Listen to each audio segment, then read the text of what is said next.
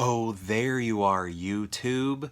We're doing a random ranking where I go to my movie collection behind me and I pick out 3 movies with my eyes closed. Pick these out at random. And then I rank these movies. Let's find another spot. Let's go back here. Then I rank these movies based on a variety of criteria. Sometimes it is based on my relationship with the movie, like how nostalgic it is, based on childhood viewings. Sometimes it is based on the craftsmanship of the film and the actors involved, the score, DVD cover, Blu-ray cover, all sorts of different things go into the ranking. So I picked out my 3 movies. Let's see what they are. Okay.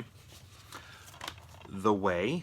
This was directed by, nope, I almost said Charlie Sheen, Emilio Estevez, and it stars his father, Martin Sheen is his name. Just screwing up the family's names, placing different names on different people.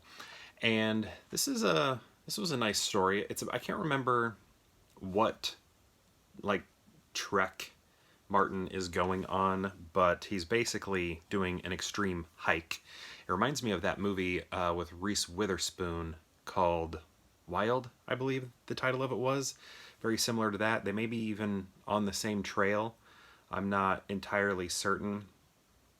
But yeah, this was a pretty nice film. I mean, you're not gonna go wild over it, I guess, but it's nice, and I like the fact that Emilio was directing his father. I think that's cool. I like the sort of Hollywood legacy type stuff that you get every once in a while, and I think this is a cool version of that, where Emilio Estevez, I grew up watching him in The Breakfast Club, Mighty Ducks movies, stuff like that, and then he kind of took a break so that he could direct and produce things.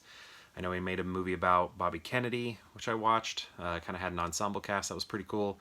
And then this movie. Now he's back doing the Mighty Ducks through a Disney Plus TV show. But yeah, this is a nice movie. It's been over 10 years since I've seen it, but I did like it. I think over 10. When did this come out? Okay, so it's been about probably 10 years on the nose.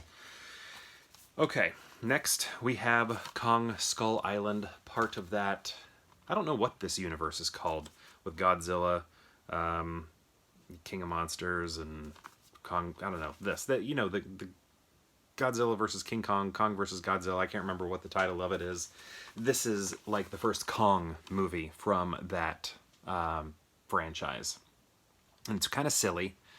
I think Michael Keaton was originally supposed to be in this, and John C. Reilly, I think, was who John C. Reilly's playing here, I think is who Michael Keaton was supposed to play, and I would have loved to have seen that, because John C. Reilly is almost a little too silly for me. I don't always believe him in the roles that he's in, because the silliness is a little cranked too high sometimes, and I'm wondering if Michael Keaton had this role, if it would have grounded it a little bit more. Michael Keaton's a hilarious person, but I don't think I don't know, I think there would have been a little bit more of a believability to it. I love the design of Kong in this, probably more than any King Kong that I've seen. I think this might be my favorite.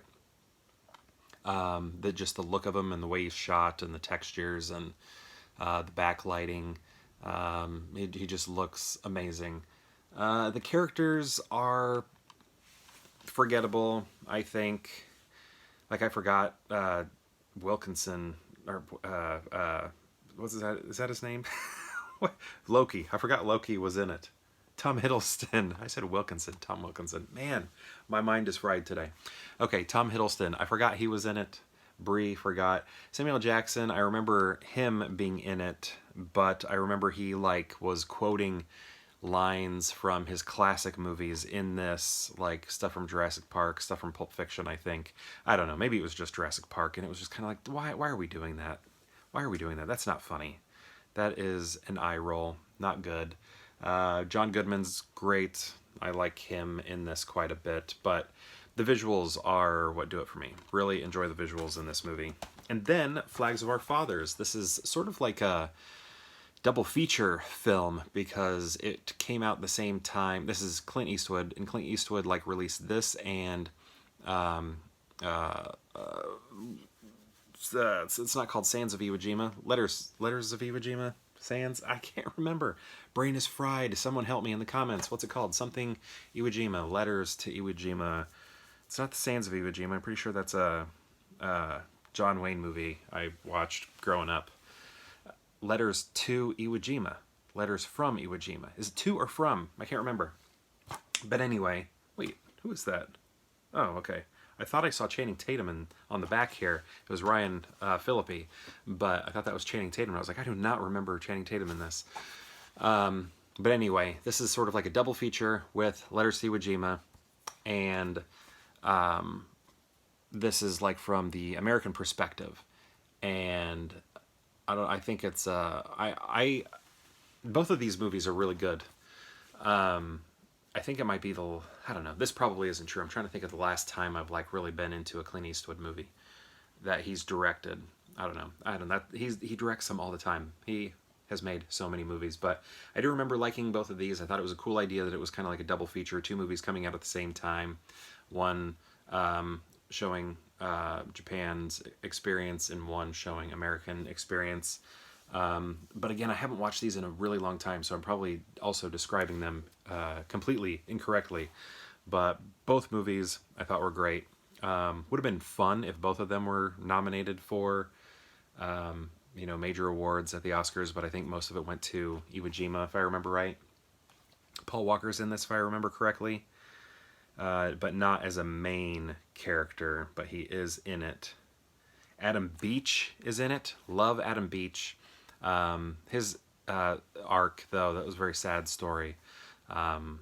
It's interesting. Like right here, this was like not raising the flag here in Iwo Jima was not a spontaneous moment. It was like created for the photo, right? And then these people were sort of forced to, or I don't know, encouraged, forced, I don't know what the words should be, probably encouraged to basically be propagandists after that picture and, parading around the States as heroes, but, attending parades, giving speeches and things like that. But it was very difficult, They had all of this riding on their shoulders and having to, present themselves in a certain way after everything they experienced. And it was just kind of a, tough situation to have to do directly after war. So yeah, it's a interesting story, I think. So, how do we rank these? I don't know. Like, I love King Kong. Like, just King Kong the character. Just the history of King Kong. So that raises this. Just the history, the cinematic history of King Kong raises this, even though I think there are a lot of dumb jokes in it, right? Great visuals. I don't remember any of the characters except for like John Goodman, John C. Reilly, and Samuel Jackson. But, whatever. It's King Kong, right? This was a nice movie. Again, I haven't seen it in like 10 years. Same for this. It's probably been 10 years. A lot of movies have been around 10 years. It's harder to watch movies when you're out of college, and I haven't been in college for like 10 years. So when I was in college, I watched a lot of movies and just don't have, the same opportunities, I guess, now. Probably more like getting married and having kids. You got to share your TV when you're married, and then when you have kids, they just don't let you watch movies. So it's more that. But okay, how do we rank them? This is, I feel like I just complained about this movie so much, but I really do like watching it, even though I'm like blah, rolling my eyes through it a lot. So I might put Kong number 1, and then The Way, I think, is an easier watch than Flags of Our Fathers. But I think Flags of Our Fathers is a much more interesting movie. And I'm trying to think, if someone were to say, which one do you want to watch? Which would I pick? I might choose Flags of Our Fathers. just because I think it's interesting. And, you know, I think Clint Eastwood's a good director a lot of the times. Also, not a lot of the times. I don't know. I've seen a lot of movies of his I don't like also. But I do like this one. And I do like Letters. Is it called Letters? Letters to Iwo Jima? Of Iwo Jima? From Iwo Jima? Help me in the comments. And the way I like the whole legacy thing of Emilio and Martin working together. So, but how do I do this? I don't... Now I'm wondering if I want this up front, because it's the one I think I want to watch the most right now. Okay. Oh my goodness, we are over 10 minutes. Let's get this going quick. Okay, I think it's going to be... I'm going to pick this just because I love the history of King Kong. Then this one because I want to watch it right now. And then 3, nothing against this movie. It's, you know, great, and I love that whole idea of father and son working together, making a movie together. I think that's cool. But I'm pretty sure this is my ranking. Have you seen these movies? They're not related, but if you have seen all 3 of them, how would you rank them? I know it's a weird system, weird way to you know, rank movies that have no relationship, but I don't know, I think it's kind of fun. So yeah, how would you rank them? Let me know in the comments, and if you haven't seen them all, which ones of these do you like? I'm curious. And I will most likely, hopefully, perhaps see you tomorrow for more Peer Hangout.